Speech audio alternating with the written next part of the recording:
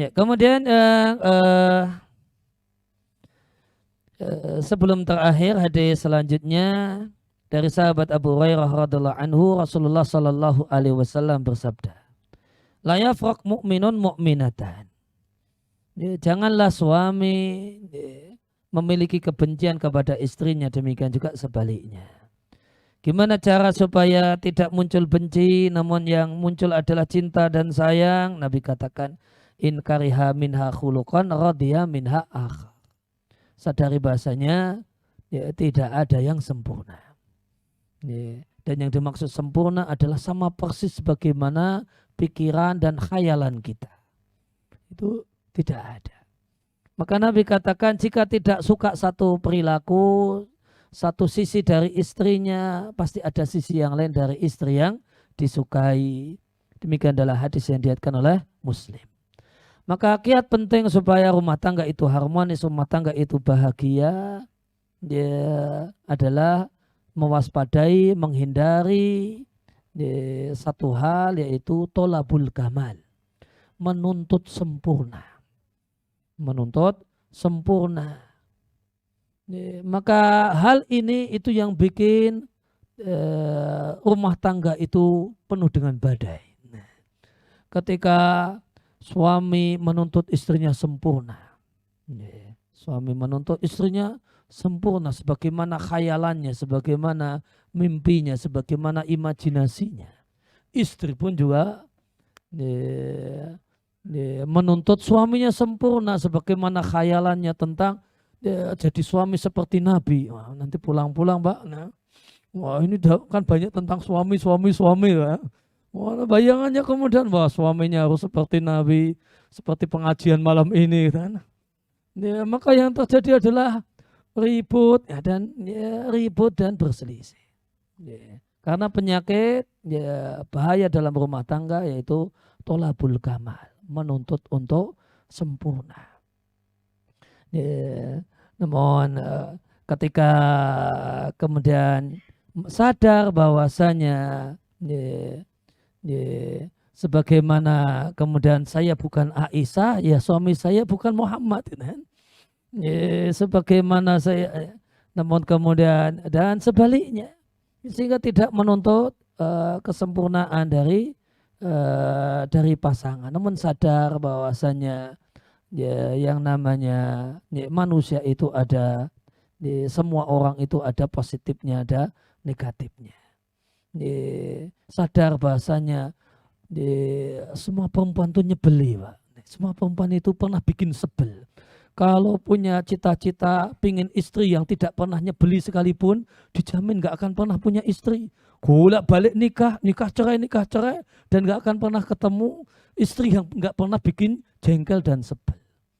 Dan dijamin para wanita kalau pengen punya, semua laki-laki itu nyebeli gitu. Ya, semua laki-laki itu nyebeli. Semua laki-laki itu mengecewakan gitu.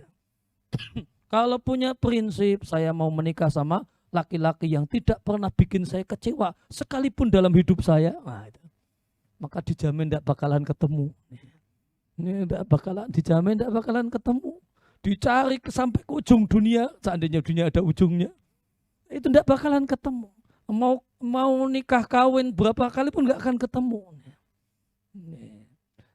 Karena ya realitanya kita bergaul dengan manusia. Dan manusia itu mengecewakan. Manusia itu mengecewakan. Nabi saja diperintahkan oleh Allah untuk sabar bergaul dengan para sahabat. Kurang apa padahal? Ini Nabi, temannya sahabat. Allah berfirman di surat Kahfi, wasbir nafsaka ma'alladzina yada'una rabbahum. Bersabarlah engkau bergaul dengan para sahabatmu, orang-orang yang beribadah kepada Rabbnya setiap pagi dan sore.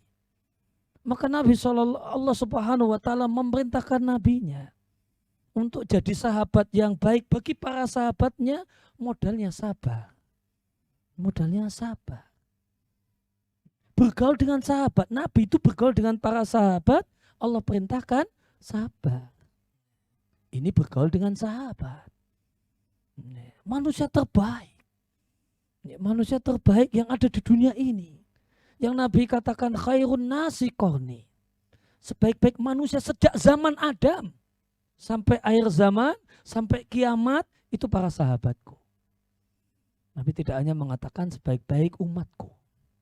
Namun yang Nabi katakan sebaik-baik manusia. Sejak zaman Adam sampai akhir zaman, sampai kiamat. Selain para nabi, manusia terbaik adalah para sahabat. Kan gak bisa kita bayangkan gimana baiknya. Pujiannya kayak seperti itu.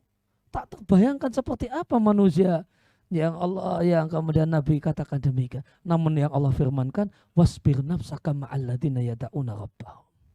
Sabarlah engkau bergaul dengan sahabat-sahabatmu itu. Suruh sabar. Bergaul dengan sahabat. Maka istri, kita kemudian bergaul dengan istri, ya perlu lebih sabar lagi. Istri bergaul dengan suaminya, ya lebih sabar lagi. Semua manusia itu mengecewakan. Kalau mau cari manusia yang tidak mengecewakan, tidak bakalan pernah ketemu. Yang zero mengecewakan, kosong dari pernah tindakan, melakukan ucapannya, tindakannya, sikapnya, tidak bakalan pernah ketemu. Itulah kemudian, itulah realita dunia. Dan orang yang bisa melihat indahnya dunia adalah orang yang melihat dunia dengan realita dunia. Oh, demikianlah manusia. Demikianlah manusia. Jika Nabi saja untuk bergaul dengan para sahabat disuruh punya modal sabar. Apalagi istri, apalagi suami, apalagi teman pengajian.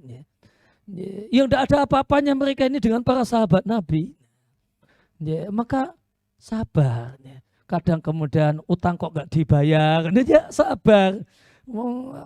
Padahal jenggotnya panjang, utangnya gak bayar, ya sabar. Kalau bisa ditagih ya ditagih. Kalau kemudian kok mejen, ya sudah. Kok mejen gak kemudian keluar-keluar, ya sabar.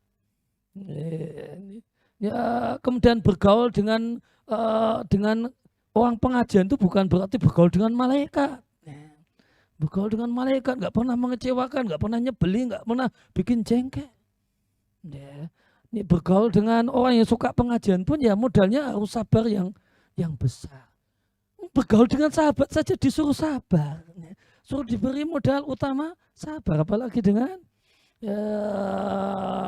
orang yang tidak ada apa-apanya dengan sahabat Nabi, takwanya, akhlaknya, kualitas hatinya, kualitas ibadahnya dan seterusnya. Maka gimana supaya tidak kemudian ada benci, ada suami benci dengan istri, kemudian istri benci dengan suami. Maka Nabi katakan ketika timbul rasa tidak suka, sehingga yang ini jika diteruskan akan timbul benci, maka ingat sisi-sisi baiknya. Ingat sisi-sisi baiknya. Ketika jengkel jangan kemudian malah bikin list hal-hal yang menjengkel dengan garis suami saya. Malah didaftar. Dan Masya Allah perempuan itu ahli sejarah ulung, Pak. Dia hafal kejadian dari awal nikah, Pak, sampai hari ini. Yang itu sudah 20 tahun dan 30 tahun, Pak. Itu nanti kalau bikin list itu bisa nomor 1, 2. Itu sejak hari pertama pernikahan, Pak. Hari 1, hari 2. Itu list ya. Ya kalau dibikin list ya jadinya benci sama suaminya. Benci sama suaminya. Maka hati-hati jangan bikin kecewa wanita, Pak. Mereka ini ahli sejarah luar biasa. Apalanya itu ngelontok tentang kesalahan suami, Pak. Itu apalanya luar biasa, tokcer sekali itu kalau untuk bikin daftar kesalahan suami itu luar biasa itu. Kalau untuk ngapal Quran enggak tahu, Pak.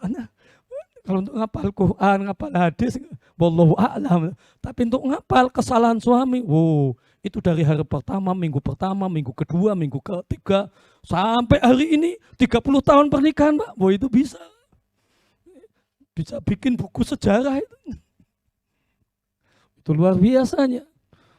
Sehingga kejadian 15 tahun yang lewat itu kali lagi jengkel sekarang bisa diungkit hari ini, Pak. 15 tahun yang lewat, waduh, udah lupa saya. Peristiwanya apa, suaminya udah blank sama sekali. Saya ingat betul, waduh.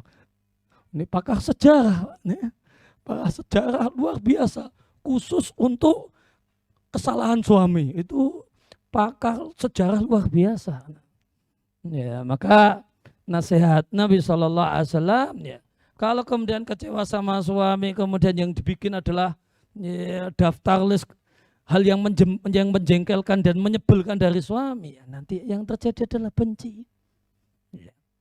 Sehingga Nabi katakan, ya sadari bahasanya, ya, maka yang ingat adalah hal-hal positif dari suami.